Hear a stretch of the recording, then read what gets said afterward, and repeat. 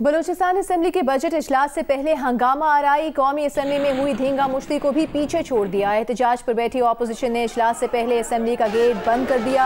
हुकूमती अरकान के हुक्म पर पुलिस ने बख्तरबंद गाड़ी की टक्कर मारकर असेंबली गेट तोड़ दिया। 2 अरकान जख्मी भी हुए। असेंबली आमद पर वज़ीर आला बलूचिस्तान पर जूते फेंके गए। अपोजिशन हुकूमती अरकान की एक दूसरे से हाथापाई, धक्के दिए, नारेबाजी की। असेंबली इजलास 2 घंटे की ताख़ीर से शुरू हुआ।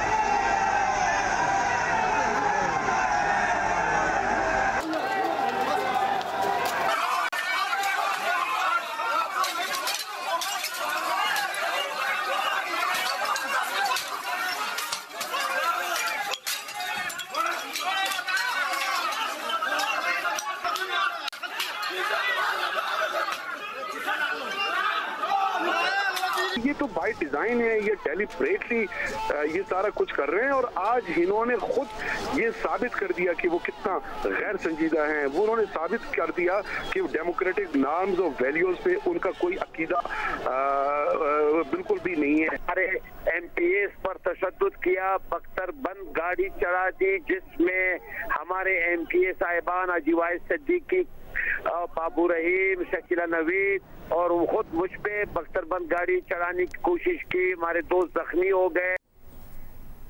वज़ीर आला बलूचिस्तान जाम कमाल ने बजट इजलास के बाद मीडिया से गुफ्तगू की। अपोजिशन पर तनकीद करते हुए उनका कहना था कि एहतजाज सिर्फ तरक्याती स्कीमों के लिए है, तो वो अपोजिशन को स्कीमें देने को तैयार हैं। जब हमने कहा था कि हम बलूचिस्तान की तरक्की के हवाले से काम करेंगे, रोड बनाएंगे, काम करेंगे, स्कूल बनाएंगे, जब अख्तर मेंगल साहब की बारी आई तो उन्होंने कहा जी हमने बलूचिस्तान के लोगों से वोट नाली, रोड और बिल्डिंग के लिए नहीं लिए, हमने अपने मौक़िफ़ पे लिए। तो आज मेरा उनसे सवाल है कि आप अपने पार्टी के इन MPA से पूछें कि क्या आज आपका मौक़िफ़ बदल गया है। तो ये जितना आपने बलूचिस्तान के लोगों के लिए रोड बंद किए, लोगों को तकलीफ़ दी, सिर्फ इस हवाले से कि आपको 8-10 करोड़ रुपए की स्कीमात मिल जाएं, सिर्फ इसलिए, अगर ये वजह है, आज मैं ऐलान करता हूँ हम इनको स्कीमात दे देते हैं। चेयरमैन पीपल्स पार्टी बिलावल भुट्टो जरदारी ने विफाकी बजट को मुल्की मईशत पर हमला करार दे दिया। कौमी असेंबली में खिताब के दौरान कहा कि अगर मईशत तरक्की कर गई है तो IMF प्रोग्राम से निकल आए। उन्होंने कहा कि हुकूमत ने बजट में टैक्सों का अंबार लगा दिया, सरकारी मुलाजमीन और किसानों को लावारिस छोड़ दिया। बिलावल ने गुज़िश्ता दिनों कौमी असेंबली में हुई धींगा मुश्ती पर स्पीकर असेंबली को भी शदीद तनकीद का निशाना बनाया। और बिलावल भुट्टो को जवाब देते हुए विफाकी वजीर हमाद अजहर ने कहा कि जिन्होंने कभी कारोबार नहीं किया वो बताएंगे कि मईशत कैसे चलानी है। मुंह टेढ़ा करके अंग्रेजी बोलने से सीने पर लगे करप्शन के दाग साफ नहीं होते। पाकिस्तान सुपर लीग 6 में अबू धाबी में इस वक्त मुल्तान सुल्तान्स और लाहौर कलंदर्स के दरमियान मुकाबला जारी है।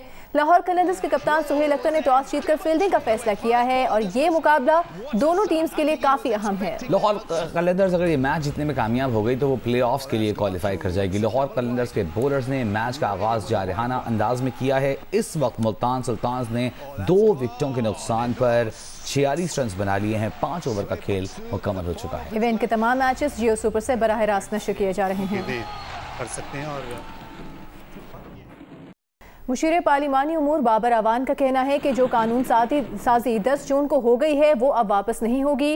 रहनुमा नून लीग एहसन इकबाल ने कहा कि इस हुकूमत पर इसीलिए एतबार नहीं करते कि जब ये मुश्किल में आते हैं तो वादे करते हैं और बाद में मुकर जाते हैं। दोनों रहनुमा जी न्यूज़ के प्रोग्राम नया पाकिस्तान में गुफ्तगू कर रहे थे।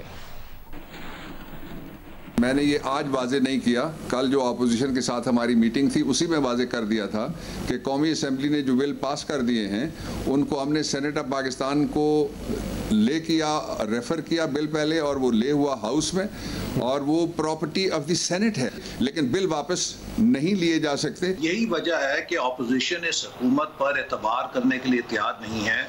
ये डबल फेस्ड हुकूमत है, जब ये मुश्किल में आते हैं तो ये वादे वईद करते हैं, और अब बाबर अवान साहब फरमाते हैं कि वो एक डन चीज है, उसको वापस नहीं किया जा सकता। ये इस हुकूमत का टिपिकल फेस है कि ये एक बात तय करते हैं, उससे मुकर जाते हैं। याद रहे कि कौमी असम्बली में शहबाज शरीफ की तकरीर के दौरान हंगामाराई 3 रोज बाद उस वक्त खत्म हुई थी जब ये तय पाया था कि हुकूमत एक दिन में की गई कानून साजी पर गौर के लिए कमेटी बनाएगी। और इसी यकीन दहाने पर ऑपोजिशन ने डिप्टी स्पीकर कासिम सूरी के खिलाफ तहरीक अदम एतमाद वापस ले ली थी। पीपल्स पार्टी ने इल्जाम लगाया है कि कौमी असम्बली में बिलावल भुट्टो जरदारी की तकरीर को एडिट करके सरकारी टीवी पर नशर किया गया। सरकारी टीवी की नशरियात का जायजा लिया जाए तो बिलावल की तकरीर के दौरान 3 मरतबा नशरियात में खलल पड़ा। खलल पड़ने से पहले और बाद में बिलावल के मौजू में तजाद नजर आया। The United States of America, he can't do that if he's going to play a toss. Peoples Party ने इल्जाम लगाया है कि कौमी असम्बली में बिलावल भुट्टो की तकरीर को एडिट करके नशर किया गया। दूसरी जानिब जब बिलावल भुट्टो कौमी असम्बली में खिताब कर रहे थे तो सरकारी टीवी पर उनकी तकरीर नशर किए जाने के दौरान 2 से ज्यादा बार नशरियात में खलल पड़ा। एक बार जब नशरियात में खलल पड़ा तो बिलावल भुट्टो उस वक्त बैरूनी मुल्कों का हवाला दे रहे थे, लेकिन खलल के बाद जब वापसी हुई तो स्पीकर ये कह रहे थे कि उन्होंने हज़फ कर दिया है, मैंने एक्सपंज कर दिया उसको। दूसरी मरतबा बिलावल की तकरीर के दौरान उस वक्त नशरियात में खलल आया जब बिलावल कौमी असम्बली इजलास के दौरान एक वजीर की हंगामा आराई पर तनकीद कर रहे थे, लेकिन जब नशरियात में खलल के बाद वापसी हुई तो बिलावल यूरोपियन मार्केट से मुताल्लिक बात करते पाए गए। इसी तरह तीसरी बार बिलावल की तकरीर में उस वक्त खलल आया जब वो 18वीं तरमीम से मुताल्लिक बात कर रहे थे। यहाँ पर आए खलल के बाद वापसी हुई तो बिलावल के अल्फाज थे कि इससे सब सूबों को नुकसान होगा। इस सारी सूरत हाल पर पीपल्स पार्टी के सेक्रेटरी इत्तलात शाजिया मरी ने कहा कि हुकूमत बिलावल भुट्टो से डरती है, अगर सामना करने की हिम्मत थी तो तकरीर सेंसर क्यों की। वजीर आजम साहब आवाजें दबाने, सेंसरशिप से माशी तरक्की के झूठे दावे सच साबित नहीं कर सकते।